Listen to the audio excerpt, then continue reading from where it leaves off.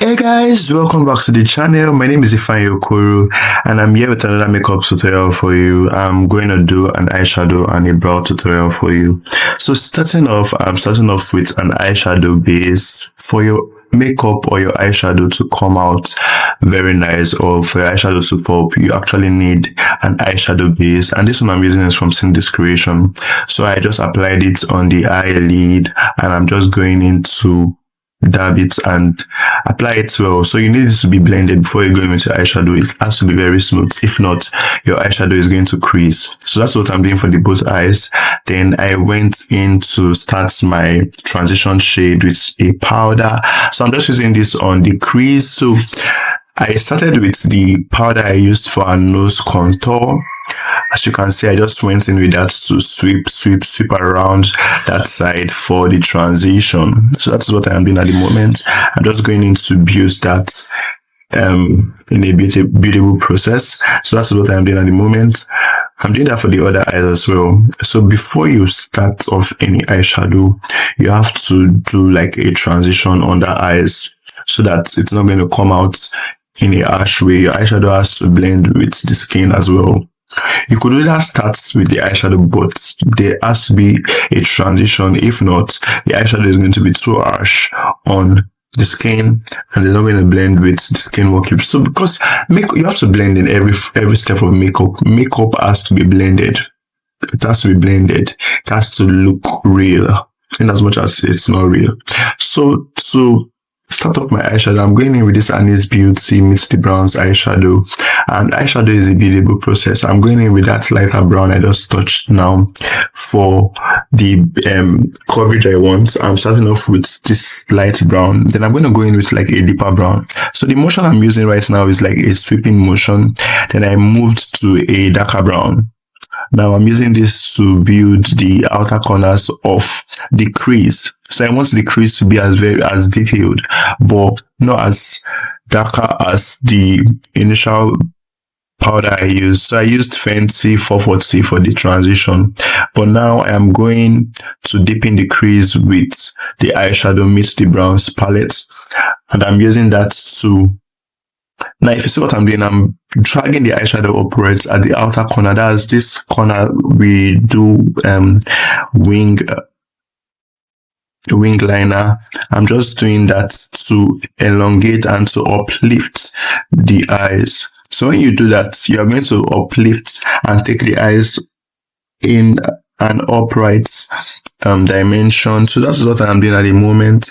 I'm just going into sweep. Then for the main shade, which is the one I'm going to do it before applying pigment, I'm going in with that brown eyeshadow I used today, and I'm just like dabbing it there because I want that to pop there. So that's what I'm using for my main shade before we go in with my pigment. So this is it basically. I mix 3 different shades of brown. I go in with different shades of brown. I'm still going to go in with black. So it just depends on what you want to present. It just depends on what you want to be the outcome of what you're going for. If you want like a softer brown, you can just stop anywhere. But for the course of this makeup and tutorial, I'm going in with different browns to project what I want. Now, to further define what I am going for, I went in with a darker brown.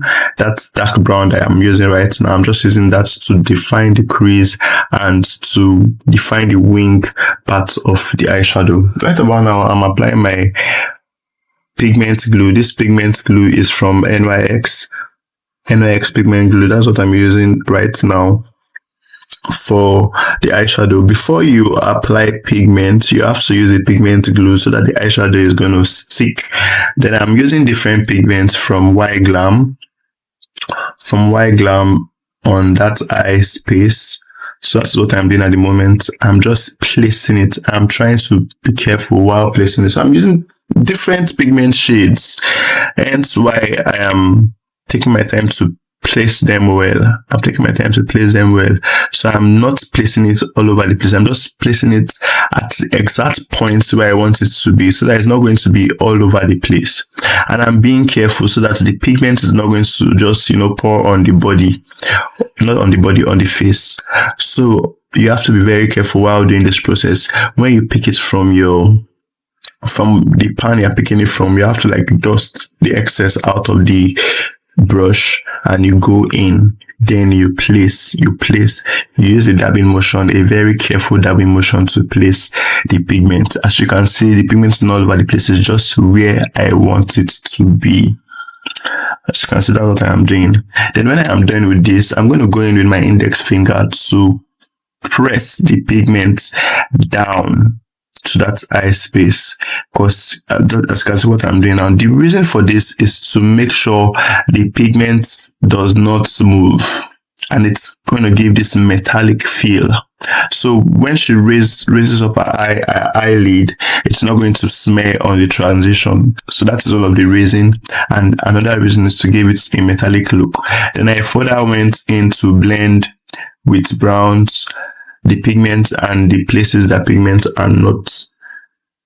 I went in to blend there because you want a blended eyes. You don't want a situation whereby we are going to see where the pigment stops and where we're going to see it, but we don't want like a demarcation, a bridge. So it has to be blended.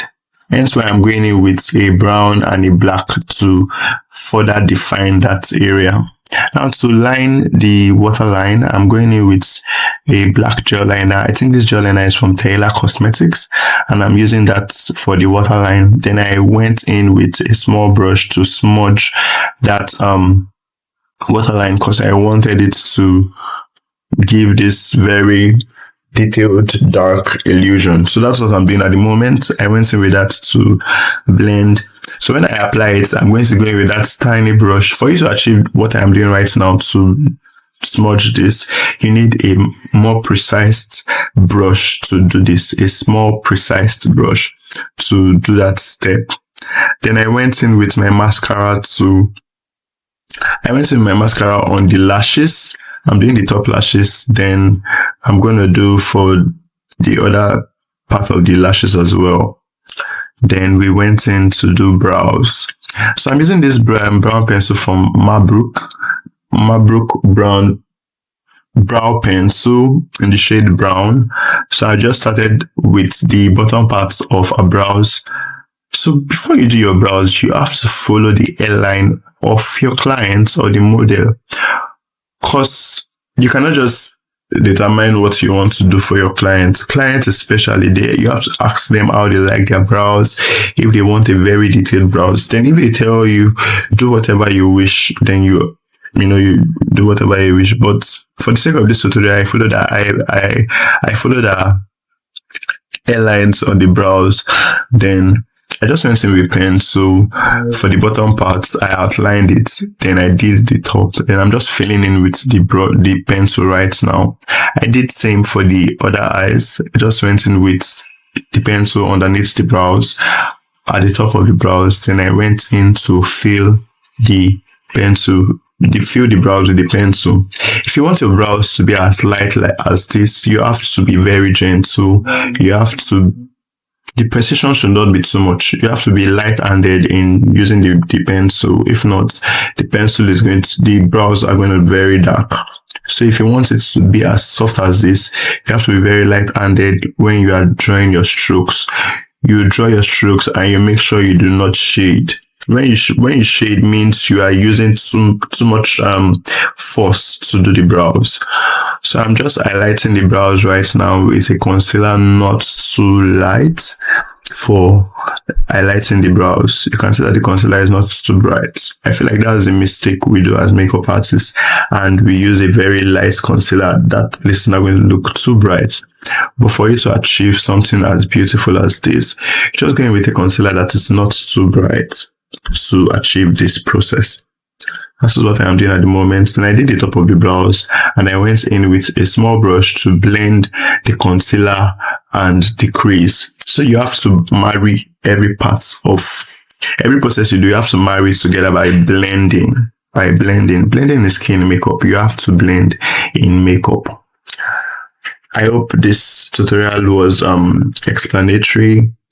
Apologies, I was struggling to do this voiceover because it's been a while I did voiceovers. I need to calm down on my voiceovers, and I'm using a laptop to edit this video, hence why I'm still struggling. So for me to make that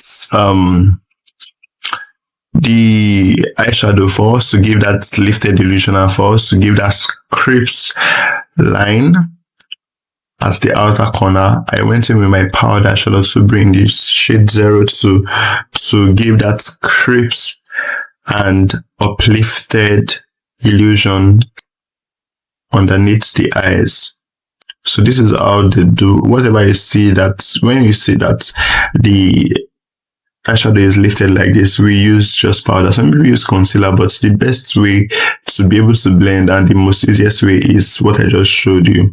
And this is the final look. Bye guys.